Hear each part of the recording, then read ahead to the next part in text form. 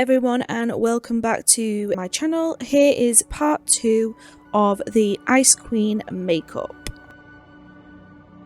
Okay, so now I'm going to go in with the Vaseline. I'm going to put that on the side where the prosthetic's going to be, and probably a little bit here. It just protects your hair. You do not want to be getting latex in your hair, even though I'm probably not going to be putting latex like on my hair. It's still good practice to have that barrier on your hair, whether that is hair gel. I know men's hair gel works, a Vaseline works, putting a ball cap on obviously protects your hair, so Vaseline is a lifesaver when it comes to working with hair and prosthetics.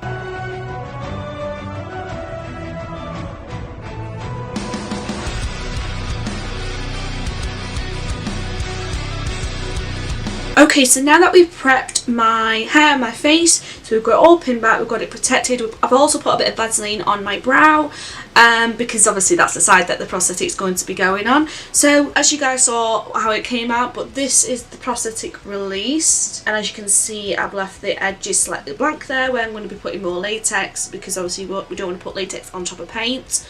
So I've left that to paint afterwards, but this is the back of the prosthetic. As you can see, the cardboard, that doesn't matter, you're not going to see that. So we want to work smarter, not harder. So if there's areas you're not going to see, then just don't bother doing it. Obviously if you're on a film set, there's possibility from all different angles, but again, you wouldn't do this process if you was on a film set. Maybe a low budget or an indie one would work perfectly, but like say you're on a high-end, say Narnia or something like that, you would go through the full prosthetic process. So this is the back side. These sort of things these sort of processes are amazing for scare events as well. Low budget, really effective, especially in those dark and low lights. So this process serves so many purposes. So don't disregard this sort of method and process just because on the big sets they use the more expensive process. So this is the back of it. So I'm going to put some latex on the back of this prosthetic, but I'm also going to put it on this side of my face, just so then the two will lock together. So if you're having trouble sticking a large heavy prosthetic on your face like this with latex or any glue, by putting the glue on both surface areas, it causes it to like weld together, and it will probably make it a lot stronger as well. So I'm going to go and do that now with the latex.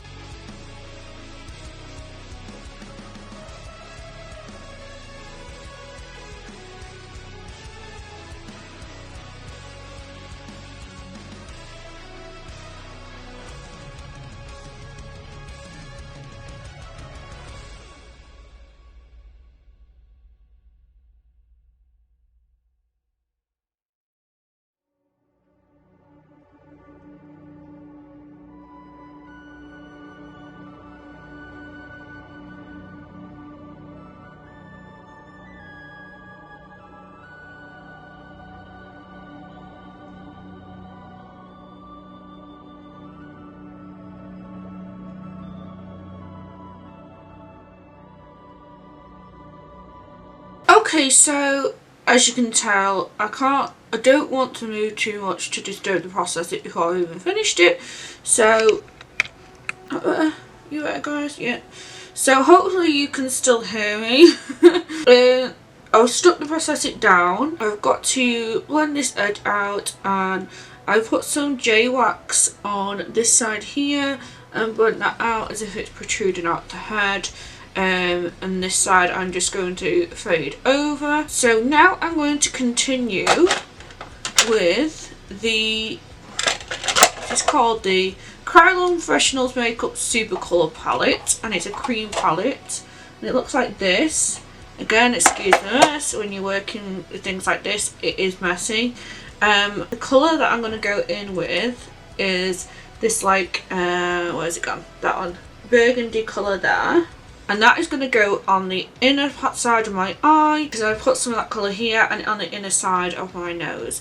And then once I've done that, I will continue to blend this section out, and then I will probably get my beauty side done before I go down and bring this blue down my neck and do some detail work there.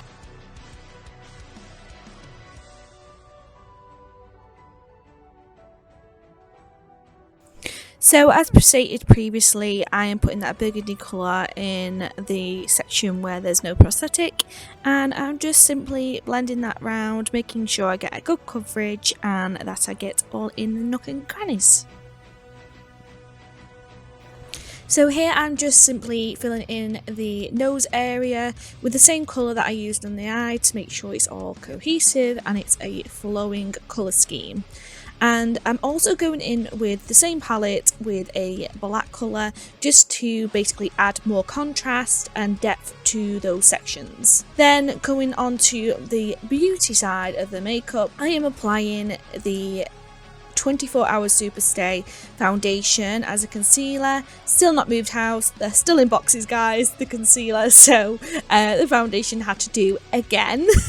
And going in with the Revolution Maxi Reloaded palette. This palette's full of mattes and it is amazing, so I'm just going in with the bright blue shade from that palette and simply stippling it on. I'm stippling it on because I do not want to smudge the eyeshadow into the foundation that I've just put on because it will dull your colour, and with this look I want a quite striking, powerful colour payoff, so that is why I'm tapping it on rather than smearing it. I just quickly tapped on some of that blue shade that I showed you previously just then. That palette that I just showed was the Artistry palette from Morphe. I'm pretty sure it's discontinued. However, just look for any blue shimmery eyeshadow that you can find, or even pigment. Simply just finishing off the eye look with a bit more depth using a dark blue on the outer edges and the inner corner, with it being a halo eye look. Going in with that same foundation and just stippling it on with a Real Techniques Beauty Blender. This side of my face I really wanted to be beautiful because, again, the whole concept of this makeup is she's a beautiful ice queen slash witch, and if you annoy her though, she's got this really dark, spicy side, this evil side that will come out if she needs to show it.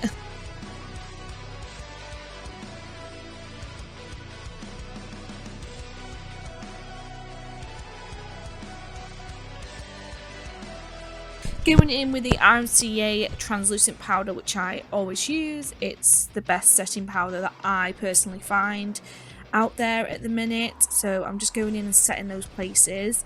You will see I'm setting over the wax as well. It just helps to stop that shine where I put the latex over the wax. Going in with my usual Hoola bronzer, my blush, and then the Doll Beauty highlighter, and then going on with the Makeup Effects cream face paint from Mehron, the same colour that I used on the prosthetic, and I'm just simply stippling that on with the same brush, a flat basic brush, and making sure all the side that the prosthetic is on is covered in blue on the neck and on the chest and shoulder area.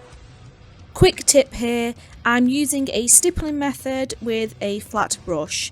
You may be asking why are you stippling? Like, why are you not smoothing and just smearing and getting that paint on? The reason why I'm doing that is because with any face paint or even cream makeup, if you smear it rather than stipple it, you have more chance of the layers that have dried being brought back up again. So you're disturbing those bottom layers that have already dried. So that is when you get it looking patchy and you're going back over the same spots over and over again. So stippling is definitely the way forward. And here now I'm going on to the blocking out of the ridging that I wanted to create. I wanted to bring that down my neck onto my chest and shoulder because I wanted it to be a continuous theme from the prosthetic down to the chest area. You don't just want to stop on the face, you want it to be flowing, you want it to look like an actual cohesive character. So I'm just blocking out with that cream makeup, the same black cream makeup that I used on my eye area, then going in with the same blue from Mehron and then the white from Mehron, mixing that together to create a light blue shade, and then putting that on top of where the black areas, the black lines are, to create a highlighting effect.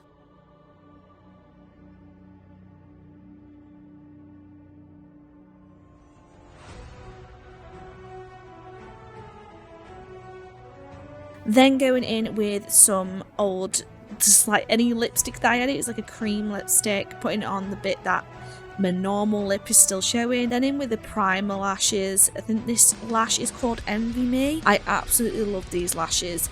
Of course, putting it on the beauty side to really finish that look off. Anyway guys, I hope you liked this video. If you did, hit that subscribe button, that like button. Comment down below what you guys are doing for Christmas. Obviously everyone's different depending on what tier they're in, but just let me know. And if this is after Christmas, let me know what you did for Christmas. And I really hope you all stay safe and you have a wonderful time with your family, friends, or whoever you're with. Just chill, pamper yourself. I think we all deserve it in the world at the minute. But without further ado, I will see you in my next video. Bye guys.